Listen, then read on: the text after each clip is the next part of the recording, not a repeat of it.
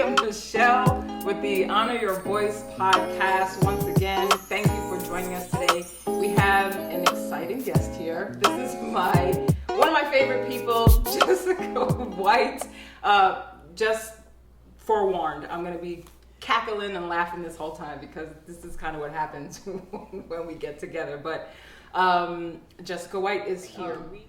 So we work together at Grady, both dietitians, and Jessica has gone on to do some very exciting stuff. So in this episode, we're going to just be talking about all things nutrition, her perspective as well, and inform us of some of the other fun things that she's doing. So Jessica, welcome. Thank you for joining us. Thank you for having me. I'm so excited. I know, me too. So thank you for being here. So dietitian, like I said, we started off at Grady. We did. What have you been doing since? So since I left, I moved over to teach at Georgia State University, actually. And so I've been there for about 3 years. And within that time, I've been teaching. I've still been at Grady teaching students there, but I've also gotten my health coach certificate. And so I recently became a certified health coach, and I will be teaching students how to become a health coach as well. Okay, so these are all the fun things that we need to talk about. Again, for you listeners, I just want you to know Jessica's a registered dietitian, nutritionist, and as she just mentioned, a health coach. So I know, I hear great things about health coaches, life coaches. And so if you can just give us a little bit more information on what a health coach is, because I think if people are seeking out a health coach, what does that mean? Yes. What does that mean for me? What does that mean for them? So essentially a health coach is sort of the bridge between where you want to be in your health path journey or where you are to where you want to be. So we're more of like an accountability partner. We help you kind of sort through some of the questions that come up around your health. We're not necessarily there for education. We're more there from like a sports coach or somebody that helps you to be motivated, to kind of keep you on track, keep you accountable to all the things you need to do around your health. So that's sort of where that aspect of it is. And so, you can have a role within a larger context of healthcare, right? You may have a dietitian you see, you'll have a doctor that you see, you may even see a physical therapist, you may see a personal trainer, and a health coach is sort of part of all of that. And they're really there to kind of bridge the gap between all of those different disciplines. And so they're kind of bringing your real life back to the forefront and how you can continue to be successful with all of the challenges that life will bring, and that will obviously inevitably affect your health. I like that. That explanation really gives a better understanding, relating it to, like a sports coach or accountability partner. And so people are able to have all these different disciplines and come to you to talk about it all. Yes, you talk about it all usually. Usually you get into conversations that may not even necessarily directly revolve around health. I feel like, it is totally okay to start talking about the stresses of home life, because that will directly affect how compliant you're going to be with your goals or, your plan. So if you plan to work out 5 times a week, but you can't get the kids' homework done, and by the time you get a minute to yourself, it's 9 p.m. at night, are you going to work out at that point? So time management and just stress management and life management and all of that, I think, kind of revolves around part of the role of a health coach and helping you sort through all of the mess that is life. Because it gets messy. Yeah, that's interesting. So as a dietitian, if you could just bring us through what it takes to become a dietitian, and then also what's the transition for you getting into being a health coach? Yeah, so becoming a dietitian is much more strenuous than becoming a health coach. So for a dietitian, you currently, right now, you have to have 4 years of an undergraduate degree. If you get it in nutrition, if you get an undergrad degree in nutrition and the program is accredited, then you can go into an internship where you can then become a dietitian through that aspect. So you go through an internship, then you sit for your board exams, and then you're a registered dietitian. But there is a change that's happening. The official change will happen in 2024. Okay. Yes, 2024, I believe, is the official date. I don't know why 2022 just came to my mind, but it's 2024. And so that will be where we switch over to a master's requirement to sit for the board exam to then become a registered dietitian. So it is still currently that you can have a bachelor's degree and become a dietitian, but that is quickly changing, and programs are, becoming where they're masters only and all of those things. So that is the current pathway for becoming a dietitian. Health coaching, you can become a health coach in a few different ways, and it's a little less standardized right now. There are many different programs that are out there where you can become a certified coach. I went through the National Board of Health and Wellness Coaching, and you have to have either an associate or a bachelor's degree, and then you go through an accredited program that's so many hours. Usually it's about 75 hours of teaching, and then you're qualified to sit for the exam after you get so much practice hours, and then you sit for your board exams and you become board certified health coach. So less strenuous, because you don't need to go through an internship, and you don't need to necessarily have a master's degree, which is coming up for the registered dietitian, but those are the different pathways. And so you will see sort of, and if you want to be a dietitian, you don't need to be a health coach. Yeah. And if you want to be a health coach, you don't need to be a dietitian. So they are two different hats that you can put on. For me, I'm still working through when to put one hat on and when to put the other. When is there coaching and when is there education? Because I feel like as dietitians, we do much more on the education side. We're like, this is all the information you need to know. Let me give it all to you right all now. to you. This is a little light reading for you, this stack of papers for nighttime. But for health coaching, you're not educating. You're not telling them, for the most part. It may become really imperative at some point if somebody's like, I really don't understand why the doctor's so upset with my blood pressure. At that point, you may need to educate on why high blood pressure is dangerous. But for the most part, you're not doing education like we are as dietitians. It's more, tell me what you want to do and how can I assist you in doing that. Yeah. So difference there. Yeah, that's a good comparison there. As dietitians, we can be in many different fields. We have many different approaches, right? What's your background as far as being a dietitian? Yeah, so when I graduated from Georgia State, I knew I wanted to go into clinical. And I knew I wanted to go into clinical because my ultimate plan was to become a doctor. So my plan was to meld medical and nutrition, and to just be a nutrition support physician was my ultimate plan.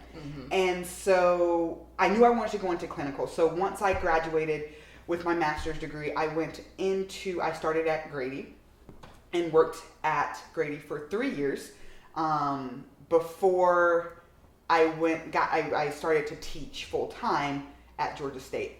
And so my background is completely clinical. Everything was clinical. But you don't have to go into clinical to be a dietitian. Obviously, you can go into food service and all of those other things. But my background was all clinical, and it still is pretty much clinical, even in teaching. And so that's sort of my background. I'm holding in the laughter because I know when we worked at Grady, like you said, you were the clinical guru, I will say. I was like, I don't know this. Where's Jessica? Let me find Jessica to get this answer for. I have these papers for you, a little light reading for tonight.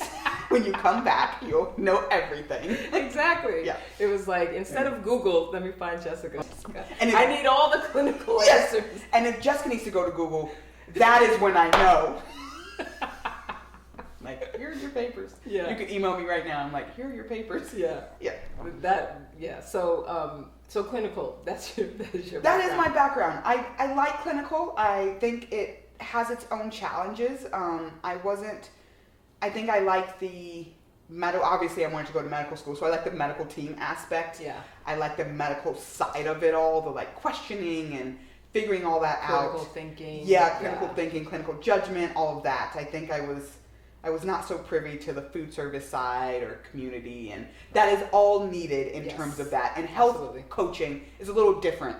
I think when I put my health coaching hat on, I can do obviously I'm not coaching in the ICU setting, in a critical care setting, right? That is more dietitian role, so different. Mm-hmm. Yeah. Well, that's what, I'm sorry, I'm like about to interrupt you. Interrupt me, you know how we do.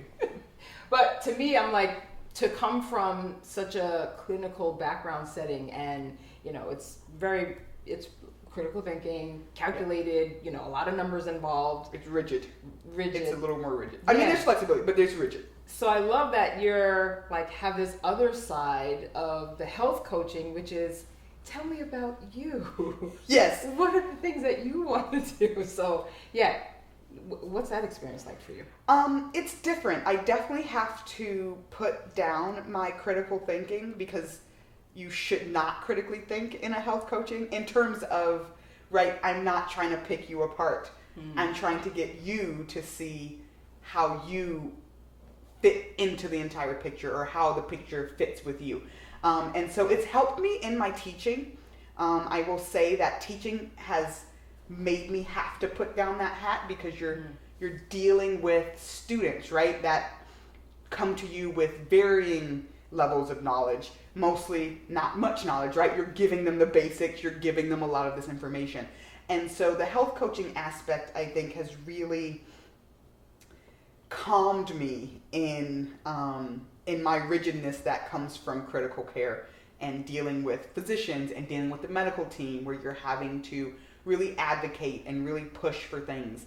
Whereas, on the teaching side and coaching side, it's really more flexible, and you are really getting to know the other person and allowing them to set the pace and really express themselves. So it's been fun. I think it's been challenging. It's definitely caused me to grow as a professional and just as a person. I think my husband has seen some benefit from it. I'm a little less like, listen, this is exactly what we need to do, and we need to do it. And if you're not this, then I don't understand what's the problem here. Yeah. Be better, okay? So I think it's a little less. It's softened me a little bit. It's good. Definitely, I definitely think it's helped me grow in terms of even myself. I'm a little gentler with myself when it comes to working through things and realizing that life happens, and we're always just trying to be better than the day before, and we're just not there yet. You're touching on things that like that's where I'm like gentler with yourself. Grace, for those that listen on a regular basis, you're going to hear self-compassion. Have some grace for yourself, because it does make a difference. So do you mind sharing with what you just said, having a little more grace, self-grace, and being more compassionate for yourself? Has that changed anything for you overall? Yeah, I think it has. I think I am a little more flexible in terms of my future. The planning part of me has not died. I'm the largest planner I think I've probably met. Like 2030 is already like pretty much. I my 10-year plans, I live and die by them. But I will say I'm gentler with myself in terms of that planning. Mm-hmm. I have things I would like to accomplish within a certain time frame. And I think that is good to have, right? You want a roadmap. Mm-hmm, mm-hmm. But I think if I don't necessarily get as far as I would have liked, I try not to beat myself up about it as much. And it's a little hard. I'm still working through it all. I don't think I'm near where I would like to be in terms of being self-compassionate.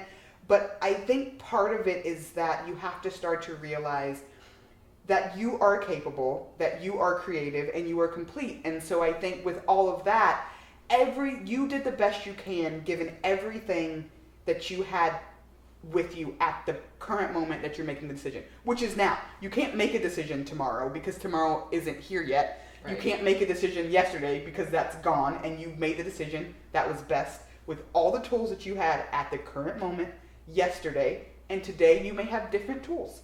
You could have expanded, you've grown from yesterday to today, and you will make different choices potentially today. And you have to live in that space and be okay with that, because that's who you are now. And that person has to be there today in order for tomorrow's person to make the better decision for tomorrow.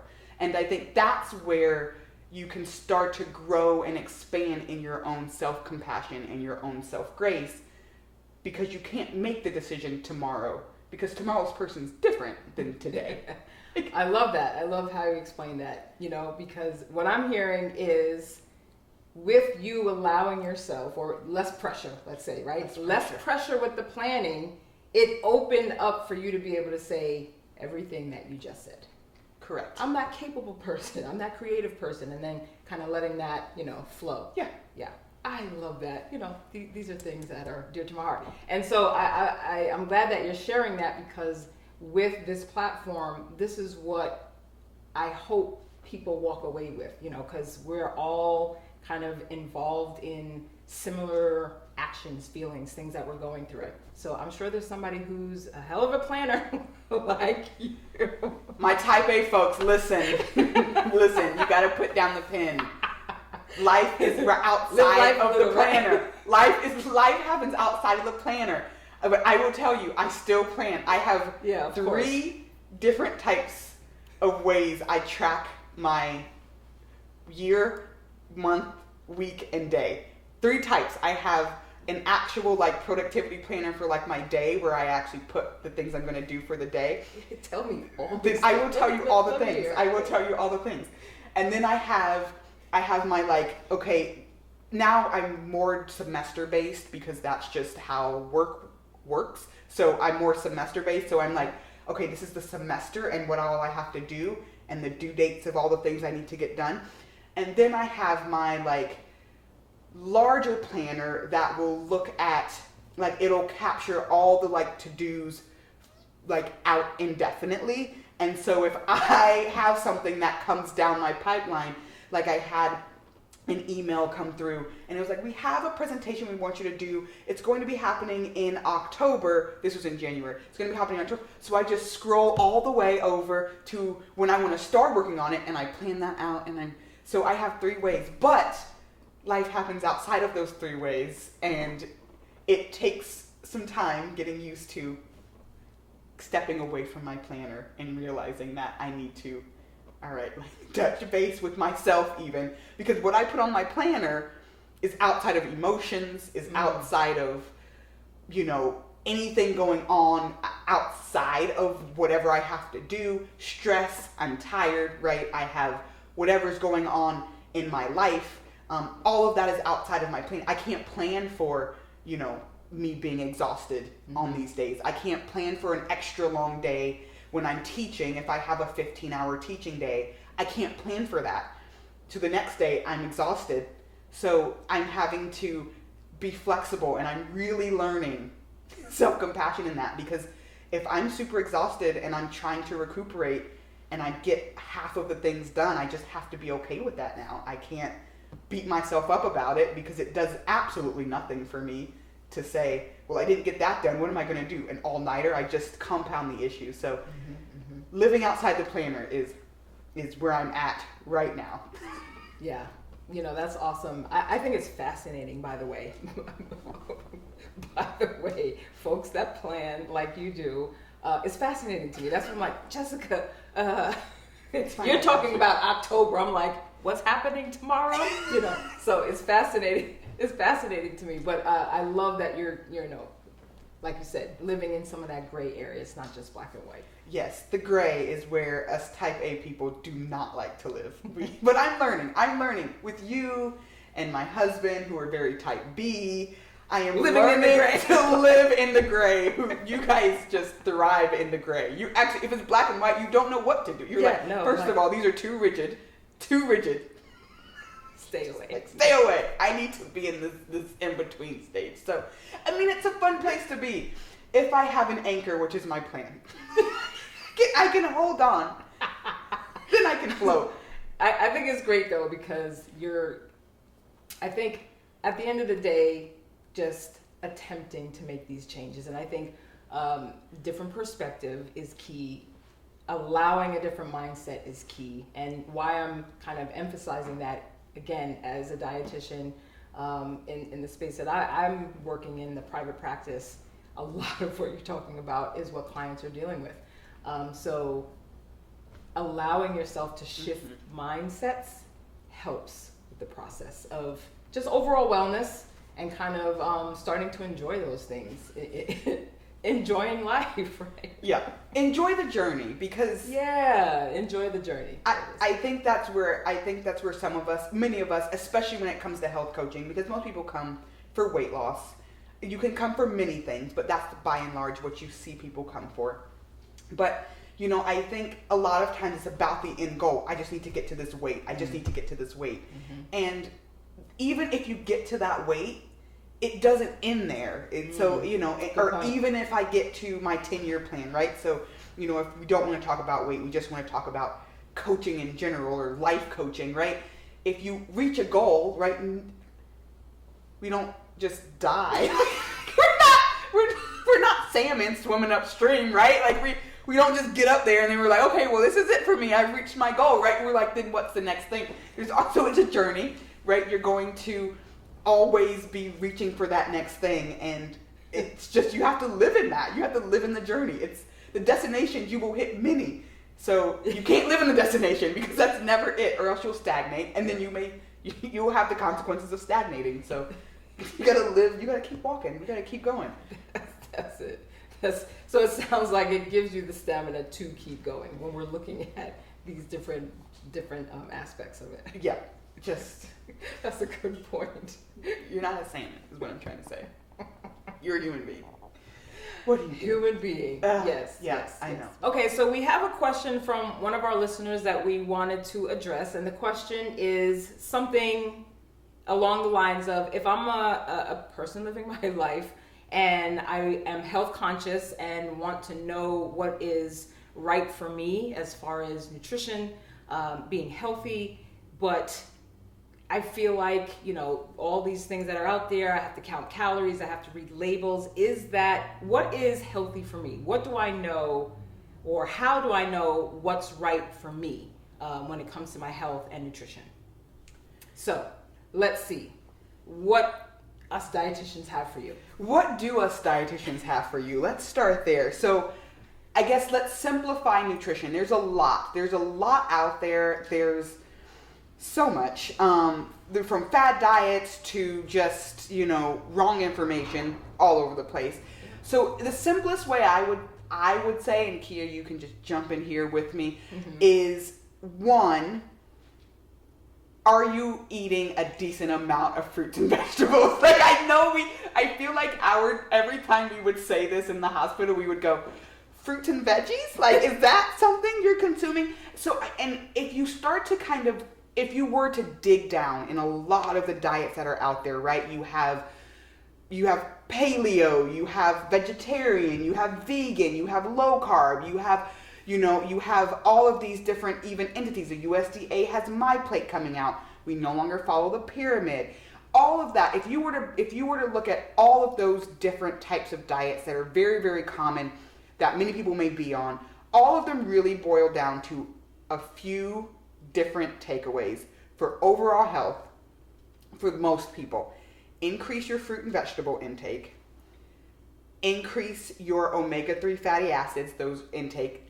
That's a bigger term. So that's going to be fats, like your healthy fats like olive oil, avocado oil, those types of oils, your healthy fatty fishes, and to increase your fiber intake. And then to decrease, right, we eat a lot of meat in this country. There's a recommendation that we should probably decrease our meat consumption, not too much of that, and decrease your fried food intake, processed foods, and added sugars.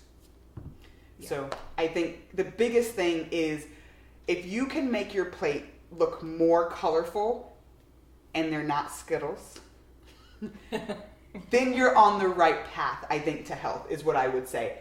If you can get as much vegetables in as you can tolerate, yeah, you're on the right track. So yes, I agree, and I would add onto that. Now, what you said is definitely general recommendation, right? General recommendation is variety.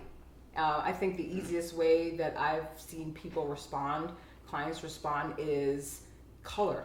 Look at your plate. What kind of colors do you have on there? Because those fruit and vegetables are going to add the variety of color. Also making sure, like you said, so some of it I'm kind of repeating, is the food groups, right? There's 6 of them. So we have proteins. So that's coming from either your plant-based proteins or your meat proteins. And like Jessica said, leaning more towards, leaner meats versus high-fat meats. Those are your proteins. You have your fruit group, your vegetable group, your fat group, grain group, so your carbohydrates, and dairy, right? Not everybody can tolerate all those different groups, but I think it is important to think about, in the simplest way, to just get that variety in. How many of these different food groups that I can tolerate, that I can have at meals and snacks? That's one thing that I would add to that. But additionally, what I've been noticing when people do come into private practice, because that's where we differ a little bit, right? Mm-hmm. So Jessica said she did a lot of clinical, I was in that arena as well, but I did private practice. So now you're dealing with lifestyles, mm-hmm. So you get that experience with coaching, health coaching, right? Mm-hmm. So you get lifestyles and schedules and, just life, and how to maneuver through that. So when we're talking about, how do I find out what's right for me when it comes to health? Yes, there's general recommendations. So like Jessica said, fruit and vegetables. I mean, there's so many antioxidants. There's so many benefits that these type of food groups offer. But also outside of recommendations, checking in with yourself. Mm-hmm. Like if I'm eating, and I'm just throwing out some examples there, folks, there's no discrimination if you eat cake, if you eat cookies, if you eat Skittles, no discrimination there. But if you have a long day and you haven't eaten a meal and then you just eat a piece of cake, does that supply you the energy that you're looking for? Does that support you to be productive as you want to be for that day? So these are the things. So with the recommendations, we're not telling you not to eat this and only eat that. General recommendations say, low sugar, lower fat items, more fruit and vegetables, right? But how does it make you feel on a day-to-day, right? If you, do you generally skip meals a day? What's your energy level like if that happens? So these are some of the things that come up, and that's the part of what I would add to what you're saying. Mm-hmm. When it becomes, when people ask, what's right for me? Well, here's the general recommendation. Now, what's right for you? We got to figure that out. That's, I think, so much of it, and that's the part that people don't want to do, is the figuring out for you, because I can give you well, that's why diets are like a booming business, right? Because do this, just do this, and things don't work out for everybody, but that's a good thing. I know it's frustrating, and it's frustrating to say, all right, well, what's the best diet? Because that's the question we always get, right? Well, what diet what's the best one? And it's like, well, in order for me to answer that for you, I would need to know things that we don't even have the answers to. I would need to know your genes. I would need to know your lifestyle. I would need to know your DNA. Like, there's so much. So what I'm hearing is that takes time. It takes time. It's a journey. A journey. That doesn't ever end. Hey! Unfortunately. Like, it's the same thing. Same thing. I feel like we've said that before, have we? Yes. Yeah. Because it doesn't. And I think even once you find out something that works, and not to get too technical, but I'm going to get a little technical, is that foods, your genes will tell you how you react to foods, but the foods that you eat can also turn off and turn on genes. So even as we're working through these things, you're a dynamic being. So things are always changing sort of in your life and in your body. Mm-hmm. And so as you kind of start to even move away from some of the things that you were eating, genes will start to, your biology will also adjust to that. And so you'll start to have to figure out what is continuing to work for you. Something that used to work for you may not work for you anymore. You know, for me, for instance, you know, I used to be able to do dairy and now I cannot. So, you know, that's, if I were to just stick with what worked before, I would still be suffering now. But you realize that, right? So what I'm hearing is like you got to a point where you're like, I'm realizing that this is affecting how I'm feeling. Correct. Right? So that's what I mean by like connecting like what works for you. So right now you're saying dairy isn't working for you, but not because somebody told you not to eat dairy. Right. That's because that was your experience. Yes. Yeah. And then it was confirmed after the fact. Yeah. When you're talking to a doctor or something or another. But I think you can't negate yourself when we're talking about nutrition. And I think a lot of times we really, really, really want to do that. And some of us were, you know, through habits, right, we shut that system down. But you have a self-regulatory system that will, you know, that will give you feedback. So you're saying your body will tell you what your body will tell you. Sometimes not. Some things you have to come down from, right? If you've been eating wrong for so long, or if you've been eating something that does not agree with you, those symptoms may be a normal part of your life. And you're actually, not even aware, right? Yeah, I don't like the word detox, but you may have to do that. I like the word recalibrate. Your body may have to recalibrate, and you may have symptoms of that recalibration. That does not mean that you need to go back to how you were eating beforehand necessarily, right? Like if you were just eating a cake at dinner and that was it. Like, you don't need to go back there, but you may have some reactions to that. You'll have cravings. You will crave that, right? You're breaking habits. New neurons have to be formed. There's a lot that's going on. So your body will tell you, but it's a journey.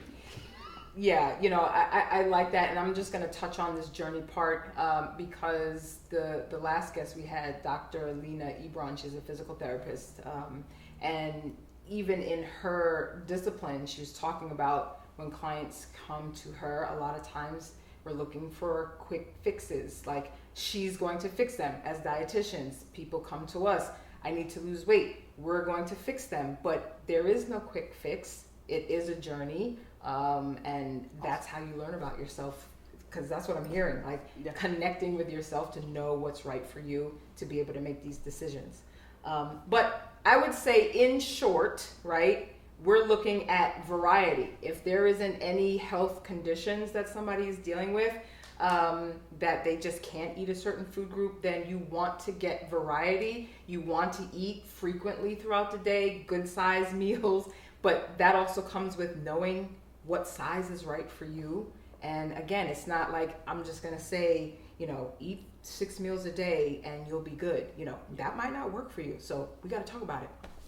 Yeah. And I think, you know, also just to piggyback off of what you said a little bit earlier is, I know it's hard to hear, but we can't do anything for you. Like, I can't. Yes. Like, if you go to PT, she can't physically move your legs. Yeah, she can't physically. You have to be a part of it. I like that. I can't physically go to your house and stuff lettuce down your throat. Like, I mean, I could, but you wouldn't like me very much, and you'd probably call the cops. But what I'm trying to say is that we can't do that for you. I can't go to the grocery store and force you to buy these things. I can't, you know. So that's where it comes around mindset, right? Yeah. Mindset, perception, practice. Yeah. So it's and that motivation comes after all of that, not before. Yeah. So there's that, you know. But yeah, I just think it's funny. Yeah, we can't do it for you. But variety first, and then start to see the changes and what's working for you. Yeah. Would be my first go-to if you aren't going to get too deep in it. So nutrition isn't as just simple, tell me what to do, I need to lose weight, period, point blank, right? We all wish. Nutrition is like, I mean, and that's, there's a lot going on with it. It is. I mean, it's just, it's simple and then it's not simple. Like if we were to boil this down to sort of like, you know, healthy eating plan by Harvard or My Plate or whatever, right? You take your plate, half fruits and vegetables, a quarter protein, a quarter grains. That's simple on the surface. Now add the person to Now that. add the person With a who's like, lifestyle. all I want to do right now after a long day is I want to eat that slice of cake. So where does that fit on this plate? Exactly. It's red because it's red velvet. That's colorful. And you're like, let's just back away. Which it does have a place now. Yes. But these are the things that we say it's a journey, right? Yeah. We gotta work. You gotta work through it. We gotta work through these things. You gotta work through It's it. for the long haul. It's for the long haul. Yeah, you're eating for longevity Yeah. if that's something you want. Yeah. Yeah. Exactly. And we get it with health coaching, right? Like that's the whole point. It's because nutrition isn't easy. And so you get all this education and then you're like, well, but now I need to apply it to my life. And then that's where a health coach comes in. They go, okay, well, how are we going to do that for you? Mm. Or how are you going to do that for you? Let's talk about it. Exactly. Because I'm not going to do anything for you. You're going to do it. And I'm going to support you. Yeah. Yeah. I should buy pom-poms. Yay. I should buy pom-poms for my practice. That's what I'm going to do. Speaking of, now we talked a lot about, background, clinical background, dietitian, you as a dietitian, and now you're in a health coach space as well, which, by the way, I think that's a good pairing because you have the education, you have the knowledge from becoming a dietitian, and now the health coach piece. We have Jessica Marie Coaching. We do. So yes. So jessicamariecoaching.com. So I am building that practice, and that's sort of where I'm at right now, in terms of like future, I guess, or current rather, is just starting to build that practice. Obviously, it is a side practice for me as I do teach full time, but I am starting to like get clients to coach and kind of work through all of that, and then just trying to figure out my flow and where I fit in that space and getting comfortable in that space. Yeah. Now. Yeah. Let me ask you, because I think I told you this. I love your website. A lot of the things that you're talking about resonates with a lot of the things that we talk about here in the Honor Your Voice platform, which is, helping people to know that you are capable and that, you are creative and you are complete right now. We're just going to work through some of the stuff that might be standing in the way, right? And these are things I saw on your website that you had, and just to kind of quote some of what you said, that you're a large advocate for education, but a much larger advocate for you as an individual first. Love it. Meaning you, the person, is first, right? And so with that being said, what would you say your values are with this coaching practice that you're building? Yeah, I would say, I think bringing back my biggest value is self-efficacy. I think a lot of times, especially when it's around health, but I think this happens in so many aspects of our life, is that we feel like we lack control.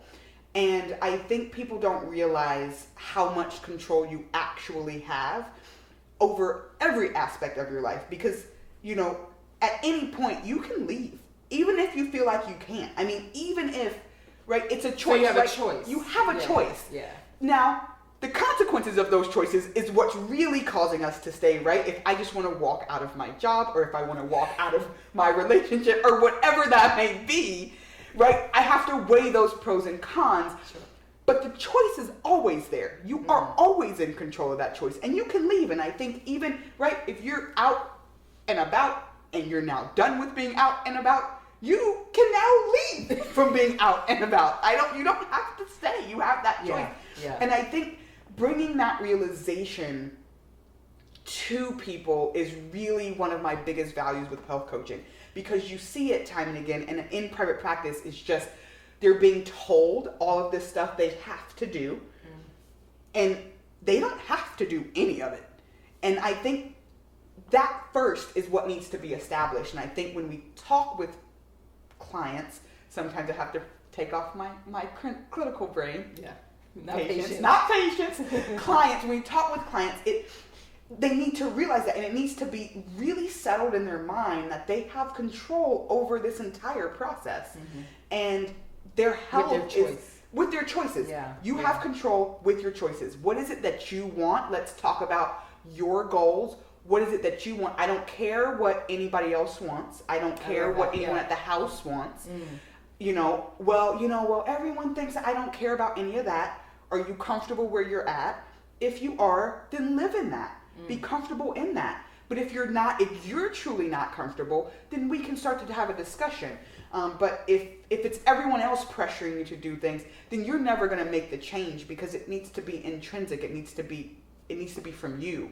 And so I think that's one of my biggest values when it comes to health coaching, is making sure people understand that they're in control through every choice that they make.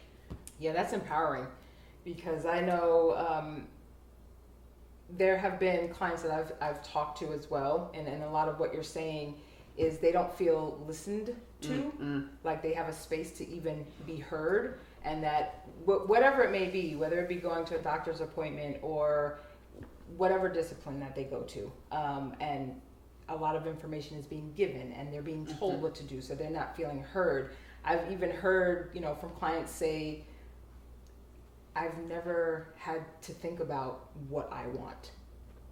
So if you're creating a space for these people to be able to even explore that, like if we're talking about adults who are now, they've lived their whole life and can't remember a time when they've made a choice for the things that they want, and you create a space for them to even think about that, that's awesome, because that creates a whole new perspective.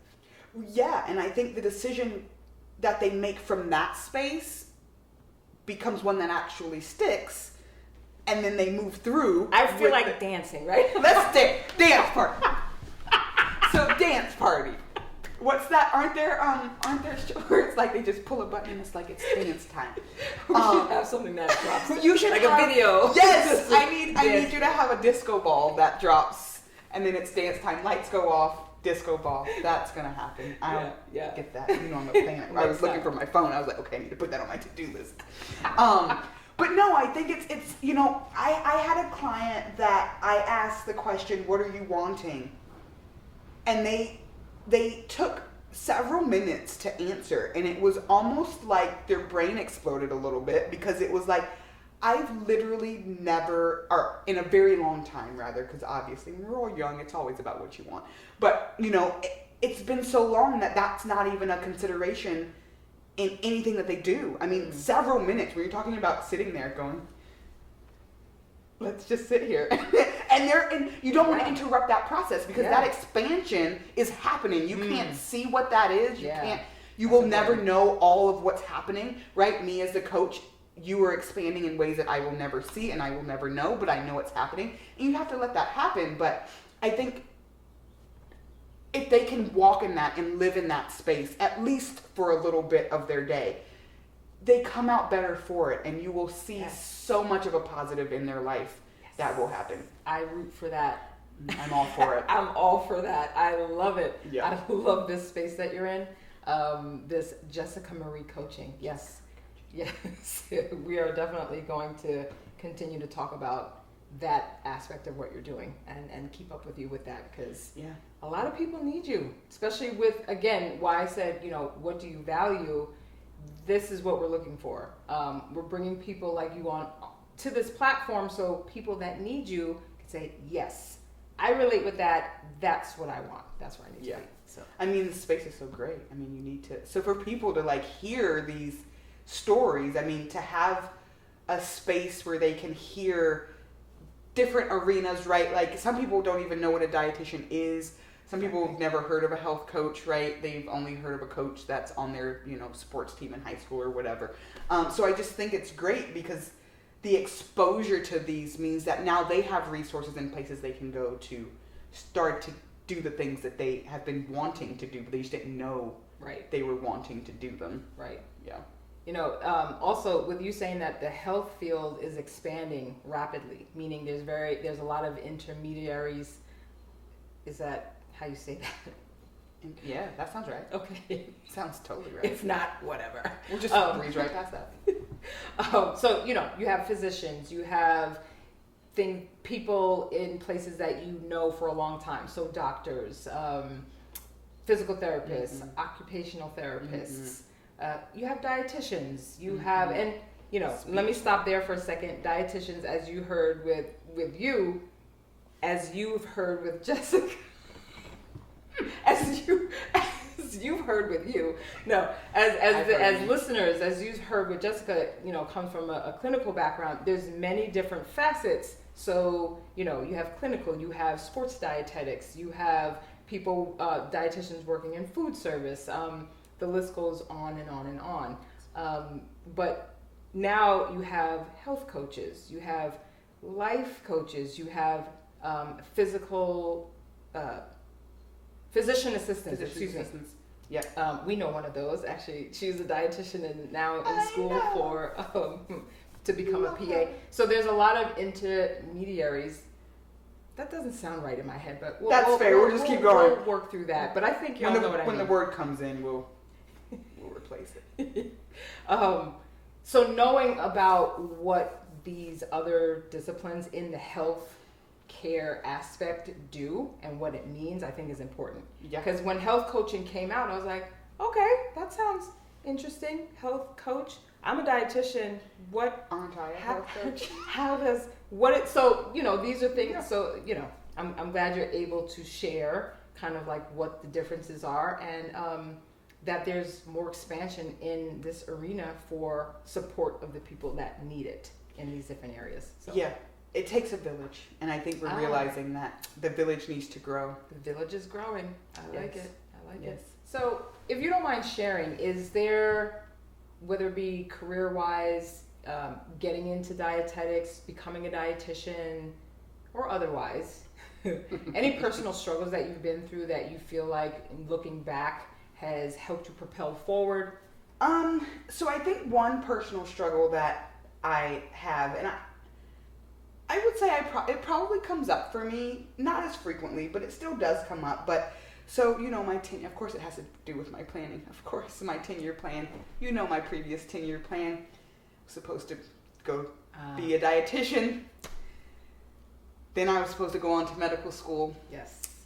And then so on and so forth. So I think one of the struggles I had was, and you know a little bit more of the background, and I won't bore you all with that, but was that the decision to not continue my 10-year plan of becoming a medical doctor. And so, as I started working as a dietitian and working in the actual hospital setting, which was my original plan when I wanted to become a doctor, I realized that there were parts of that lifestyle I did not want. And so I made the decision not to continue moving in the direction of becoming a doctor. And so I struggled with that a lot. I still get a little bit of anxiety from my decision to not go. And I think I really struggled. It really came down to, I think a lot of my struggle came from outside views of family for not going, or people still ask, Jessica's still going to medical school, right? And you're like, no, that's not a thing anymore. I'm not doing that. If I go, I'll let you know. You don't have to pressure me. So a lot of outside pressure, just a lot of outside perception. Also self-doubt, in terms of, I feel like I let myself down. I was so sold on that plan. I was, that was my 10-year, I was supposed to work it. And so, kind of going back to what we said at the very, very beginning, which was self-compassion, self-grace, and allowing myself to realize that that's actually not what I wanted in its totality. Gotcha. Yeah. There are still aspects of it that I want. But it's not worth it to me to go through all of the steps, because I don't think I would be happy in the totality of what that would actually look like and what my life would look like now with that. And so, but it comes up constantly still. So I think I'm overcoming, because I still feel that. And it's even come back around to people going, are you getting your PhD? Are you getting your PhD? And that is a question I get, especially in the academics arena, and me teaching, graduate students and everything.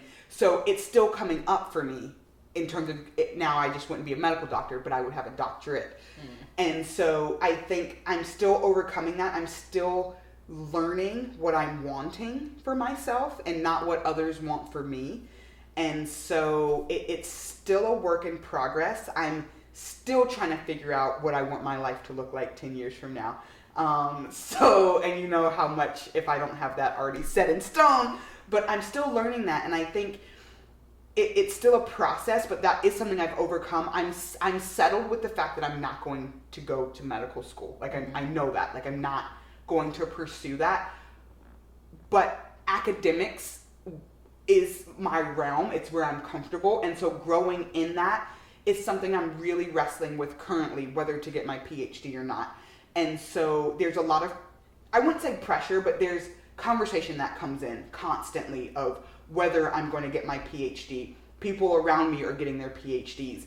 And so it's just this, I really have to kind of block the noise out right now. And I'm learning how to do that because I have not, You do this in spoken word. I'm sorry. Yeah. Hashtag that. Block the noise. Yes, out. block the noise. I love it. Because it is. I'm trying to, because you get a lot. You can't figure out what you want if you can't hear your own self. If you can't hear your own voice, if you can't hear your voice, you can't figure out what you want. I mean, it's true, right? If you hear me, you're looking to honor your voice, right? I'm sorry, guys. I told you already that I'm cheesy. I'll do that is things, true. But she is cheesy, but we love it. I can't do dairy. This is where I get my dairy. Kia is my dairy. This is what I'm trying to say. I'm cheesy too, as you can see. I just saw her dairy. You thought I was. Okay. All right. No, all jokes aside, I love it. I love what I hear you say, because at the end of the day, for you to know your voice, that's the takeaway. Yeah. That's the takeaway. So I love that. Hashtag block the know noise your out. voice. Block the noise out. Honor your voice. Know your voice. Same thing. Honor your voice, folks. I love it. So, yeah. I mean, thank you for sharing. Not everybody is willing to kind of talk about some of their vulnerability or struggles or whatever the case may be. So, I appreciate you coming on here and sharing that because, like I say all the time, people listening, we sometimes feel like we're the only ones feeling a certain way and have these struggles, but you're not. You're not. So it is inspiring, so thank you. Yeah, of course. Yeah. No, I'm here. If that can help at least one person. That's it, right? Just sit down. I mean, listening to you is helping me. So. Yeah, being here is helping me. We're just helping each other. Like, it's just a help fest in here. Everyone's going to leave here better. Like, this is what I love. So, can you do hashtag help fest? Can that We're going to add that in. Okay, thanks. Jessica came up with that, if anyone origins. Okay. We'll stop giggling. I told you. Sorry. I already forewarned you. About it. So before we wrap up, any fun facts you'd like to share with our listeners? Yes. So I guess I didn't talk about this in my origin stories in the beginning, but I used to be a massage therapist is a fun fact of mine. So before I even got into nutrition, I moved to Chicago right out of high school. Like, I just packed my bags and I was like, peace out, parents. I'm on my own. I'm a grown adult. Peace out from where? Atlanta. And moved to the the north. And I was like, I'm going to live on my own. I'm a big person now. And so then life kicked my butt. And the cold. The cold kicked my butt. Oh my God, the cold. Yeah. But kicked my butt. And I was like, I need to figure out my life. And so I decided to become a massage therapist. Wow.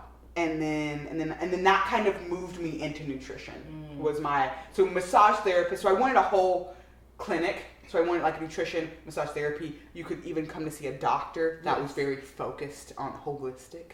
That was like my whole original plan. Yeah. Very original, obviously.